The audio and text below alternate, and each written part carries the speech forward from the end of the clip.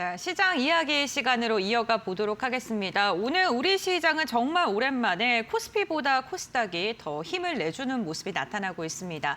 특히나 외국인의 수급 방향성 자체도 지금 코스피에서는 1조 9천억 원가량 던지고 있는 반면에 코스닥은 지금 7천억 원가량의 순매수가 집계가 되고 있는 상황인데요. 시장의 분위기가 변화하는 걸까요? 키 맞추기에 나서는 걸까요? 우리는 어떠한 업종과 그리고 종목들을 바라봐야 되는지 오늘 이와 관련된 이야기 나눠보도록 하겠습니다.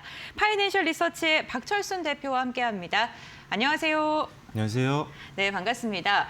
반도체 대형주들의 실적이 정말 잘 나왔고요. 글로벌 기업들도 전반적으로 어닝 서프라이즈를 발표를 하고 있는 듯한 모습입니다. 반도체 투톱이 잘 가다가 오늘 같은 경우 좀 쉬어가고요. 소부장으로 좀 분위기가 움직이고 있지 않나 이런 생각도 드는데 지금 반도체 기업, 그 소부장 기업들의 매력을 좀 어떻게 평가하시는지 궁금합니다. 네, 사실 오랜 기간 동안 이제 삼성전자와 이제 SK하이닉스가 워낙 또 잘 가다 보니까 수급이 대부분 다 그쪽으로 쏠려 있었죠. 근데 그 와중에도 사실 소부장단에서도 같이 움직였던 종목들이 꽤 많았었는데 오히려 소외된 종목들도 꽤 많다 보니까 시장에서는 좀 안전하게 투자하기에는 역시나 반도체 투톱이 좋지 않냐라는 어떤 투심이 좀 있었던 것 같습니다. 하지만 이제 반도체 이제 하이닉스 실적 발표까지 어느 정도 마무리가 된 이후에 약간의 세론이 나오고 있다라고 보시면 될 것 같고 하지만 그렇다라고 해서 이제 반도체 투톱이 더 못 간다는 건 아닙니다. 어제도 말씀드렸지만 두 회사의 올해 영업이익 전망치 또는 내년 영업이익 전망치를 본다라고 한다면 실질적으로 아직도 상승룸이 많이 열려 있고요. 경쟁사 대비 훨씬 더 지금 할인되어 있는 상태이기 때문에 중장기 관점이라면 괜찮다. 다만 좀 빠른 매매를 좀 원하시거나 조금 가벼운 종목들을 원하신다라고 한다면 소부장도 충분히 지금 매매를 할 수가 있는 상황인데요. 일단 실적 발표를 통해서 우리가 계속 확인할 수 있었던 건 메모리 슈퍼사이클의 강도가 생각보다 강하다는 거를 우리가 숫자로도 확인할 수가 있었고 영업이익률이 뭐 70%가 넘어가고 있는 상황이니까요. 그만큼 엄청난 호황인 건 맞다라고 보시면 될 것 같고 그다음에 이제 계속적으로 지금 워낙 쇼티지가 지속이 되다 보니까 메모리 기업들이 계속 지금 투자를 하고 있다는 거죠. 투자를 계속 확대하고 있고 공장을 증설하고 있고 전환 투자를 하고 있고요. 그러다 보니까 여기 들어가는 장비, 그다음에 그 뒤로 이어서 소재와 부품들이 계속적으로 수요가 늘고 있는 상황이다라고 보시면 될 것 같고요. 그리고 소부장 같은 경우는 당연히 뭐 메모리 두 회사가 잘 가면은 낙수 효과를 보겠지만 일단은 지금 이 메모리 공정 자체가 미세 공정의 고단화로 가고 있잖아요. 이제 미세 공정이 이제 고도화되면 될수록 공정 난이도가 상승할 수밖에 없고 난이도가 높은 공정에 들어가는 장비 같은 경우도 당연히 굉장히 고도화된 장비가 필요합니다. 그런데 이런 장비 같은 경우는 가격이 당연히 단가가 올라갈 수밖에 없기 때문에 장비 업체들 같은 경우는 이런 것들을 납품할 때마다 더 많은 수익을 남길 수 있는 상황이 만들어진다라고 보시면 될 것 같고요. 지금처럼 초호황이기 때문에 거의 지금 대부분의 우리나라 메모리 기업들 같은 경우는 풀가동 상태입니다. 물건이 지금 없어서 못 파는 상황이기 때문에 공장 가동률이 최대한으로 되어 있고 공정을 계속 돌리다 보니까 장비가 계속 마모가 된다는 거죠. 그래서 마모된 장비를 교체하는 교체 수요라든지 이런 것들이 계속 늘어나는 거고 가동률이 높기 때문에 또 소재와 부품들도 계속 사용이 될 수밖에 없기 때문에 상당히 지금 소부장 기업들도 엄청난 수혜를 보고 있는 상황이다라고 보시면 될 것 같습니다. 그리고 이제 여기서부터 중요한 게 뭐냐면 공정 난이도가 계속적으로 상승을 하고 있잖아요. 왜냐하면 우리가 핸드폰 같은 경우도 지금 계속적으로 신제품이 나오는 것처럼 우리 지금 메모리 반도체도 계속 사양이 높아지고 있는 상황입니다. 그런데 이럴 때는 어떻게 보면 지금 기술을 계속적으로 개발을 해서 여기에 맞춘 지금 현재 기술에 맞는 장비라든지 소재나 부품들을 이미 개발한 기업들만 참여할 수 있고 그동안 이걸 기술 개발을 못했던 기업들 같은 경우는 당연히 소외가 될 수밖에 없기 때문에 이들 기업들, 기술력을 갖춘 기업들을 보셔야 되는데 기술력을 갖춘 기업들 당연히 좋다고 생각하겠지만 일단 실적도 많이 나올 수 있고 수주도 많이 딸 수가 있겠지만 지금 기술 진입 장벽이 워낙 높아졌습니다. 그래서 후발주자들이 따라오기가 상당히 어려워진 상황이기 때문에 지금 시장 점유율을 잘 잡고 있는 기업들 같은 경우는 상당히 오랜 기간 동안 이 실적도 좀 방어할 수 있다는 장점이 있다. 이렇게 생각하시면 될 것 같아요. 그래서 일단 저는 당연히 삼성전자와 SK하이닉스와 같은 메모리 기업들, 뭐 마이크론도 괜찮고요. TSMC도 괜찮은데 이런 메인 기업들과 실제적으로 최근에 공급 계약이 좀 있었던 기업들, 그리고 작년부터 시작해서 여러 번 언급을 드렸었지만 분기별 실적이라든지 연도별 실적, 그리고 미래 실적에 대한 전망치가 계속적으로 상향 조정되고 있는 기업들 위주로 보시는 게 좋겠다라고 말씀드리겠고요. 그래서 일단 제가 어제도 말씀드렸다시피 DI라는 종목 종목도 어제 설명을 드렸었는데 이 회사는 일단은 웨이퍼 테스터를 만들고 있는 회사인데 HBM4용까지도 이미 납품을 완료를 했습니다. SK 하이닉스 쪽과 확실한 공급 계약 체결했던 걸 우리가 공시로 확인할 수가 있고요. 그리고 최근에 고가권에 있는 종목들이 조금 밀리는 경우가 많다라고 어제도 언급드렸었는데 이 종목은 아직 바닥권에서 이제 올라가는 종목이었기 때문에 오늘 큰 부담 없이 한 7%대 상승해서 지금 움직임이 나와주고 있는 그런 상황이다라고 보시면 될 것 같고요. 그리고 하나 더 말씀드리면은 HPSB 같은 경우도 제가 작년부터 계속 많이 언급드렸었는데 역시나 이번 달 초에는 사실 다른 종목들 올라갔던 종목 대비했을 때 오히려 좀 소외되는 모습들을 보였었지만 오히려 전저점에서 반등이 나오는 지점에서는 우리가 매수를 좀 고려해 볼 수 있는 그런 상황이었다고 보시면 될 것 같습니다. 그래서 오늘 이제 최고가를 이제 뚫으려고 도전을 하고 있는 상황인데 일단 이 회사가 만들고 있는 이 고압수도 어닝 장비 같은 경우는 뭐 TSMC라든지 우리나라 메모리 기업들의 공정 수율을 높이는 데 가장 핵심적인 장비이기 때문에 수요가 계속적으로 늘 수밖에 없는 그런 구조라고 생각하시면 될 것 같습니다. 그래서 수주도 계속 나올 수가 있고 실적 기대감도 있기 때문에 HPSP도 계속 주목을 해보시면 좋겠다라고 말씀을 드리도록 하겠습니다. 네, 반도체 소부장 기업 가운데서 DI와 HPSP 언급을 해주셨습니다. HPSP 오늘 52주 신고가 돌파 시도했다가 현재 구간 4% 정도 상승 구간에서 거래가 진행되고 있는 모습입니다. 이렇게 반도체 기업들은 실적을 잘 내놨는데 현대차 그룹은 생각보다 아쉬운 성적표를 좀 내놓고 있는 상황입니다. 현대차 이어서 기아도 오늘 영업이익이 좀 감소했다는 소식이 들려왔는데요. 그로 인해서 주가가 현대차, 특히 자동차 산업을 하고 있는 그룹주들이 전반적으로 오늘 약세를 보이고 있거든요. 이렇게 조정을 받을 때 접근하는 게 유효할까요? 일단은 항상 뭐 매수를 할 때 조정이 나올 때 바로 들어가는 게 아니라 어느 정도 낙폭이 조금 완화가 되고 반등 보면서 들어가는 게 가장 좋은데요. 일단 지금 중장기 관점이라면 저는 지금 떨어지는 상황에서도 충분히 잡을 수 있는 회사가 현대차라고 생각이 됩니다.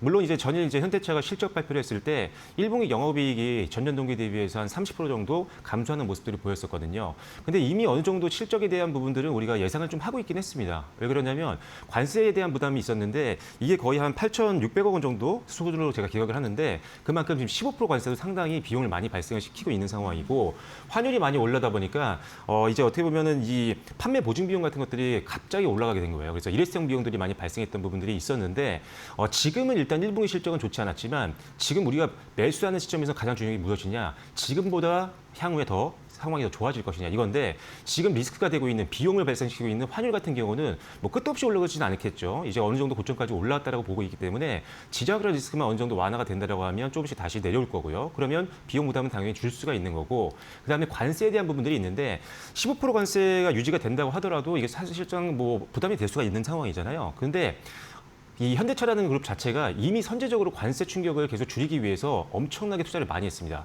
가장 우리가 유명한 게 뭐냐면 바로 미국에 있는 메타플랜트 아메리카인데 여기서 생산량을 계속적으로 늘려나가고 있는 상황이기 때문에 올해 또는 내년부터는 국내에서 생산하는 이 자동차량보다 해외에서 생산하는 자동차량이 더 많아질 걸로 보고 있는 상황입니다. 이미 40%대까지 올라왔거든요. 그렇다면 현지에서 생산을 하게 되면은 관세 충격에서 자유로워질 수밖에 없는 상황이기 때문에 지금처럼 관세 비용이 1분기 때 8,600억 원이 발생을 했지만 이건 점차적으로 줄어들 수 있는 거라는 거죠. 그래서 리스크가 이제 바닥을 찍었다라고 볼 수가 있기 때문에 관세를 갑자기 또 고관세를 부과한다라는 내용이 나오지 않는 한은 일단 기본적으로는 현대차는 점점 더 관세에 대한 부담은 낮아질 거다라고 보시면 될 것 같습니다. 그래서 일단 지금 주가는 사실상 좀 한동안 쉬어가고 있는 모습인데 결과적으로 이제 아틀라스라든지 또는 이제 소프트웨어 중심의 자동차들 이렇게 두 가지가 지금 가장 우리가 기대하고 있는 부분들인데 이런 것들이 이제 실질적으로 계속적으로 나오기 시작한다고 한다면 특히나 소프트웨어 중심 자동차는 올해 3분기 때부터 이제 어느 정도 시범 양산이 나오기 때문에 이 부분들도 사실 긍정적인 부분들이 있고요. 피지컬 AI 쪽에서도 역시 부각이 되고 있는데 지난번에도 한번 지난주에 언급드렸던 것 같은데 지금 사실 현실적으로 봤을 때 로봇 양산이라든지 이런 것들에 대해서는 테슬라보다 지금 보스턴 다이내믹스를 갖고 있는 현대차가 훨씬 더 우위에 있다고 평가를 받고 있습니다. 그럼에도 불구하고 테슬라 대비했을 때 시가총액이 10분의 1밖에 되지 않기 때문에 너무나도 지금 저렴한 상황이라는 거죠. 그래서 로봇은 계속적으로 지금 이제 기대감만 있는 게 아니라 실제 양산까지도 앞두고 있는 상황이기 때문에 이런 것들이 부각이 될 때 그 가치가 반영된다고 한다면 역시나 요새는 좀 시들하지만 현대차 100만 원까지도 충분히 볼 수 있지 않을까. 그래서 중장기를 봤을 때는 상당히 매력적으로 안정적으로 투자하기 좋은 종목이다. 이렇게 말씀드리도록 하겠습니다. 네, 알겠습니다. 현대차 환율적인 부분도 안정화 국면에 접어들고 지정학적 리스크가 상대적으로 완화가 된다면 다시금 반등 시도를 노려볼 수 있다라고 이야기를 해주시면서 조정을 받을 때마다 좀 관심 있게 보시는 것도 괜찮겠다라고 말씀을 해주셨습니다. 오늘 조선 기자재 관련된 기업들의 움직임도 굉장히 좋은데요. 오늘 삼성중공업에서 미국에서 부유식 데이터 센터와 관련된 기술에 대한 이야기가 나왔습니다. 그러면서 이제는 조선 관련된 기업들도 데이터 센터의 모멘텀을 좀 엮어서 함께 가려는 듯한 움직임 나타나고 있는데요. 그렇다면 우리가 조선 기업들 중에서도 이 산업과 좀 연관된 기업들 살펴봐야 되잖아요. 어떤 네. 기업 있을까요? 일단은 대부분 다 조선사 같은 경우는 이 기술을 갖고 있긴 합니다. 그래요? 그래서 HD 현대중공업이라든지 삼성중공업이라든지 아니면 하나오션 같은 경우도 충분히 할 수 있는 능력들은 가지고 있다. 이렇게 보시면 될 것 같고요. 특히 삼성중공업이 지난해 10월 달에 부유식 이 데이터 센터를 건립하기 위한 양해각서를 체결을 했었어요. 그러다 보니까 삼성중공업이 이번 이슈에서 가장 좀 많이 부각이 되고 있는 거다. 이렇게 생각하시면 될 것 같고요. 그다음에 이제 우리가 기대할 수 있는 것들은 조선사도 마찬가지지만 여기에 연관지어서 납품을 할 수 있는 기자재 업체들도 굉장히 중요하거든요. 그래서 일단 건조에 필요한 각종 기자재를 담당할 수 있는 능력이 있는 기업들도 우리가 선별적으로 볼 필요가 있다라고 생각하시면 될 것 같고 일단은 현대 마린솔루션 같은 경우가 선박 개조 사업 부분에서는 사실상 담당할 수 있는 영역이 굉장히 큽니다. 그러니까 이 배 위에 떠 있는 구조물을 지어서 할 수도 있겠지만 선박 위에도 할 수 있는 네. 거거든요. 그래서 이 선박을 개조해서 하는 거에 대해서는 현대마린솔루션이 상당히 우위에 있다라고 평가를 받고 있는 거고요. 그다음에 기자재 쪽에서는요, 일단은 배전반 쪽을 담당하고 있는 SNCS가 상당히 많이 유리한 고지에 있다라고 평가를 받고 있는 상황이고, 그다음에 전원을 사용해야 되는 상황이기 때문에 엔진 발전을 할 수 있는 기업들도 굉장히 주목을 많이 받고 있는 상황이거든요. 그래서 거기서는 지금 HD 현대중공업, 그다음에 STX 엔진 이런 기업들이 상대적으로 지금 우위에 있는 상황이다라고 보시면 될 것 같고요. 일단은 지금 부유식 데이터 센터에 대한 내용들이 이슈가 되면서 조선주라든지 조선 기자재 종목들이 이번 주에 좀 움직이고 있는데 사실 이거를 빼놓고 보더라도 사실 조선업종 같은 경우는 미국과 협력이 계속적으로 추진이 되고 있는 상황이고 특히나 이제 군함이라든지 잠수함이라든지 아니면 MRO 쪽 사업이 이제 본격화가 되고 있는 단계이기 때문에 중장기 성장 능력을 충분히 가지고 있다. 그리고 수주도 상당히 많이 들어오고 있는 상황이고 중국 선박과 계속 경쟁을 하고 있지만 친환경 선박으로 가면 갈수록 우리나라 조선소의 능력이 훨씬 더 빛을 발할 수밖에 없는 상황이기 때문에 일단 기본적으로 지금 시대의 어떤 트렌드, 조선의 트렌드 같은 경우는 우리나라가 중국보다는 좀 위에 있다라고 보시면 될 것 같다.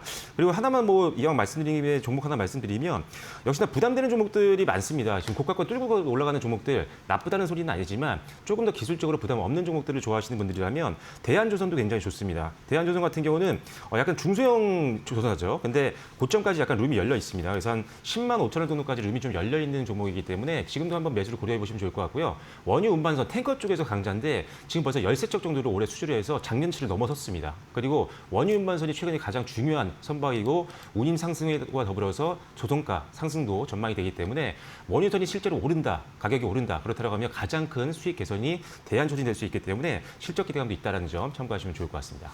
네, 조선 관련된 산업들에 대한 이야기도 해주셨는데요. 대한조선 지금 가장 좀 관심 있게 보는 종목으로 말씀을 해주셨습니다. 가격적인 부담이 조금 낮은 구간에 위치해 있다라고 이야기를 해주셨습니다. 오늘 저희가 반도체, 자동차, 조선 관련된 이야기를 하고 있는데 결국에는 우리나라의 수출 산업을 이끌고 있는 그런 산업군이라고 봐도 좋을 듯합니다. 그런데 또 수출 데이터가 잘 나오고 있는 대표적인 섹터 가운데 하나가 바로 뷰티 관련된 이야기인데요. K뷰티의 수출 증가세 가 지속적으로 지금 잘 나오고 있습니다. 과연 추가적으로 오늘 많이 오른 기업들도 많거든요. 상승 네. 가능할지, 모멘텀 여전히 유효한지 궁금하네요. 네, 방금 말씀해 주신 것처럼 지금 1분기 때 통계청 자료를 보면은 작년 수출액 대비했을 때 올해가 한 20% 가까이 급증하는 모습들을 보여주면서 작년에 이어서 올해도 이미 성장세가 유지가 되고 있다는 것을 우리가 숫자로 좀 확인할 수가 있었고요. 역시나 지금 K컬처가 워낙 전 세계적으로 강하다 보니까 우리나라 화장품에 대한 그리고 미용 의료기기에 대한 관심도는 계속적으로 넓어지고 있는 상황이다라고 보시면 될 것 같습니다. 워낙 또 우리나라 화장품이라든지 미용 의료기기가 퀄리티도 좋지만 가격적인 메리트도 갖고 있기 때문에 세계적인 그룹들과 기업들과 브랜드들과도 상당히 경쟁하기가 좋다라는 거죠. 그래서 계속적으로 수출이 늘고 있다는 점 참고하시면 될 것 같고 특히나 지금 미국이라든지 일본 쪽에서의 어떤 성장성만 많이들 기대를 하셨을 텐데 성장성 계속 이어지고 있습니다. 거기에 추가적으로 유럽 성장세가 최근 들어서 굉장히 강합니다. 1분기 때도 봤더니 지금 미국보다 오히려 성장률이 앞섰고 올해 같은 경우 전체적으로 봤을 때는 유럽 수출액이 더 많이 늘 걸로 보고 있는 상황이거든요. 그래서 우리가 기대하고 있었던 유럽 쪽에서 실제로 매출이 나오고 있는 상황이기 때문에 더욱더 캐파는 더 커질 수가 있는 상황이고 그 안에서 수익을 만들 수 있는 기업들은 더 많아질 거다라고 보시면 될 것 같습니다.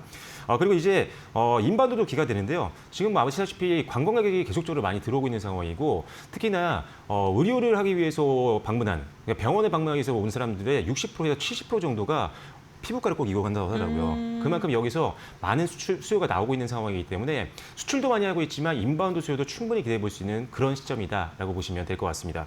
그래서 일단은 대형주도 좀 움직여주고 있는 상황이고 최근에 가장 강했던 종목은 어떻게 보면 달바글로벌이었죠.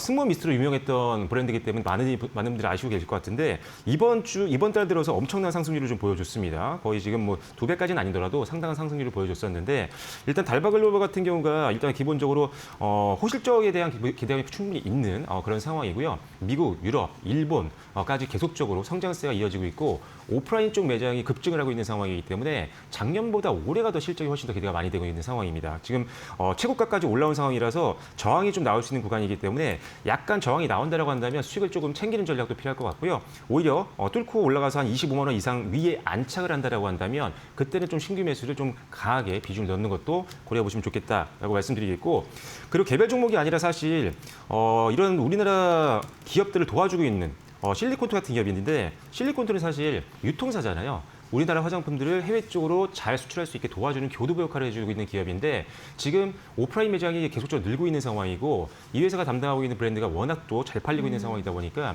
수익이 계속적으로 늘고 있는 그런 구간이라고 보시면 될 것 같습니다. 그래서 이 종목도 일단 전고점 2월달 고점 부분인데 한 5만 5천 원 1차 정도 그다음에 2차 정도는 작년 고점이죠. 한 6만 3천 원 정도 보고 대응하시면 좋겠다라고 말씀을 드리도록 하겠고요. 마지막으로 한 종목 파마 리서치 하나만 말씀드리겠는데 네. 이게 왜냐하면 지금 너무 많이 빠져가지고 목표가 대비했을 때 괴리율이 가장 큰 화장품주 중에 하나거든요. 그래서 지금 이제 오늘부터 반등이 나오기 시작했고 화장품주 관심도가 모이고 있으니까요. 저평가 종목을 찾으신다면 파마리서치도 분할 매수를 한번 접근을 고려보시면 좋을 것 같습니다.